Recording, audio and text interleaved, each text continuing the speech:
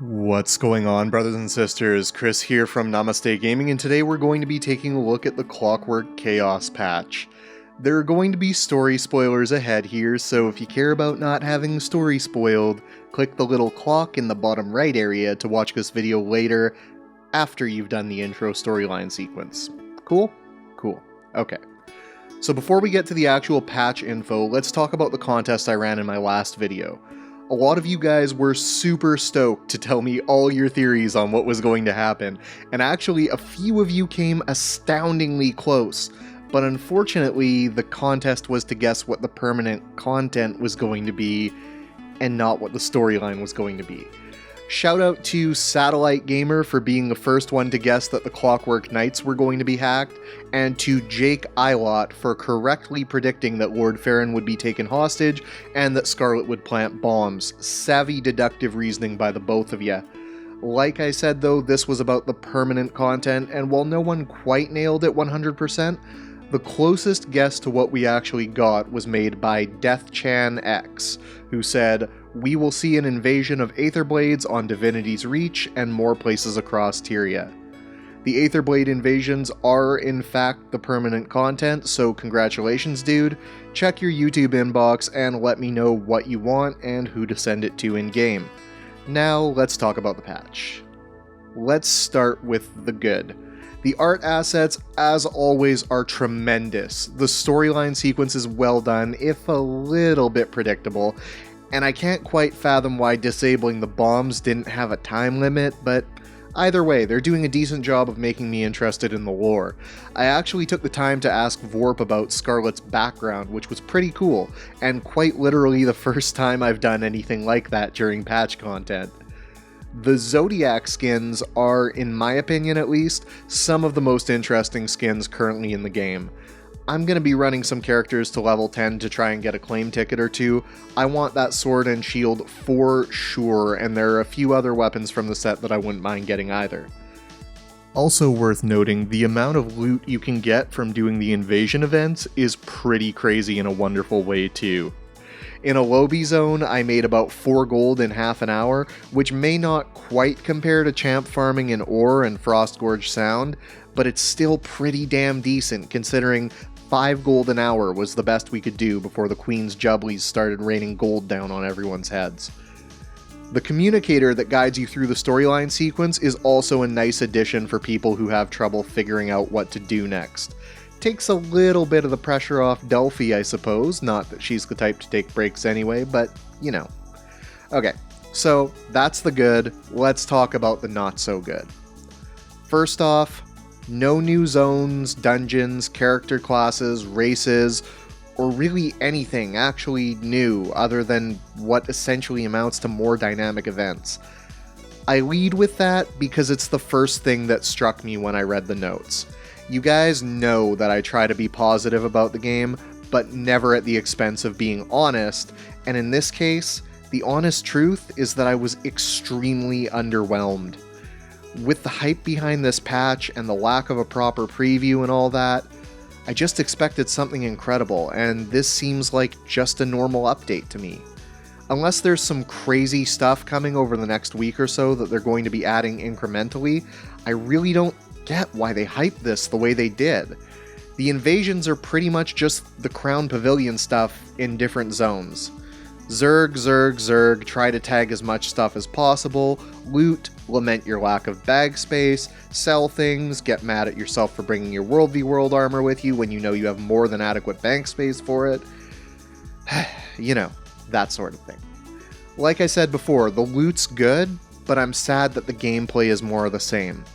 It's not so much that the patch sucks, it's that the hype was totally unfounded and set expectations to a level that they didn't deliver on, or at least that was my experience. It's like getting a handshake as a birthday present, pretty much. On any other day, it'd be totally okay, but today, not so much. Now, I know some of you are going to take issue with me being this harsh about the patch, so let me address that real quick. I didn't ask for them to hype this thing up. I wasn't the one who said, next patch is going to be so awesome that we can't even do a media preview of it the day before. ArenaNet set the expectations for this patch, And if you honestly believe that this content warranted the hush treatment that it got, cool. You have your opinion, I'll have mine.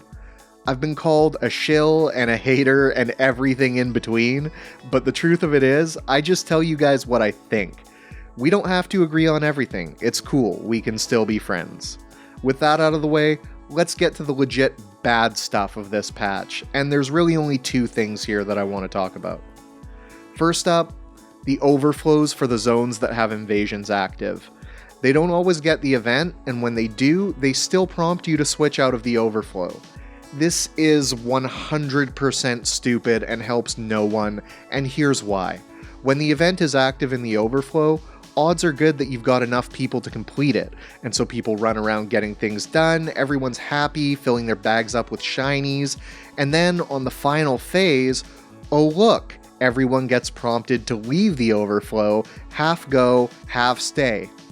The half that go get the booby prize of exiting to a zone where the event's already done, and the rest of us get to try and complete a timed event with a neutered Zerg, which, by the way, is absolutely nauseating imagery now that I think of it. I'm sorry for those of you who now need bleach for your mind's eye, my bad. Anyway, it's bad for everyone, and ANET should either update the prompt to tell people what stage the event is at in the main zone, or disable the queue altogether in overflows where the event is active. How they didn't see this coming is absolutely beyond me, but the same could be said for Deadeye Dunwell, or the Ember Farm, or any number of QA oopsies that have slipped into the game. This is the fastest selling Western MMO according to recent news. One would think that they'd be able to QA a bit better than they've done so far with all those stacks of money. Second thing, whoever thought it was a good idea to make mobs that you have to stomp to kill like in World v World or PvP, get it together, dude. What possible reason could you have for this? It's just an annoyance. It literally adds nothing to the gameplay. There's no skill aspect involved. Please, please, never put it in the game on anything new ever again. I can't think of any good reason for this. Was there anyone out there who was thinking, man, it'd be awesome if I had to finish off mobs the same way I finished players in World v World?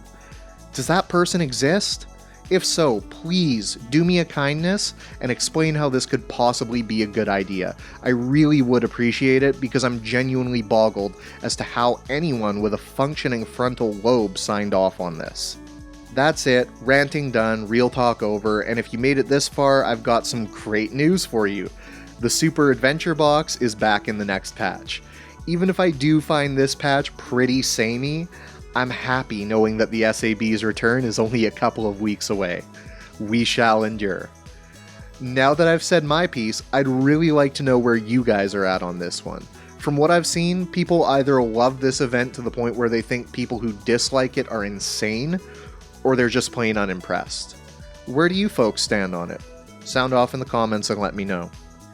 Anyway, fellers and dames, that's it for this one. Just a quick plug for the guild before I go. We are a community guild over on Isle of Janthir. We're doing our first guild bounty on Friday, and we're growing at a pretty consistent rate. So now's the time to get in. Right now, our only restrictions are that we expect you to rep us more often than not, so you can participate in the ridiculousness that is our guild chat and see what's going on. And of course, don't be a douchebag. If you can handle those two massive responsibilities, feel free to message myself or Rysalea for an invite. She'll respond to you faster, but then again, I'm not the one who's abandoning our guild to go to some fancy gaming expo tomorrow, so clearly I love you guys more. Our contact info is in the description below, as always. For those of you who are wondering why I didn't talk about the Karma consumable nerfs or the Queen's Gauntlet stuff, I'll be covering those both in an upcoming video, so keep your eyes on your sub box. That's it for now. If you enjoyed the video, let me know by clicking the like button, and if you're new around here, make sure to subscribe if you haven't already. Much love to each and every one of you, and stay black.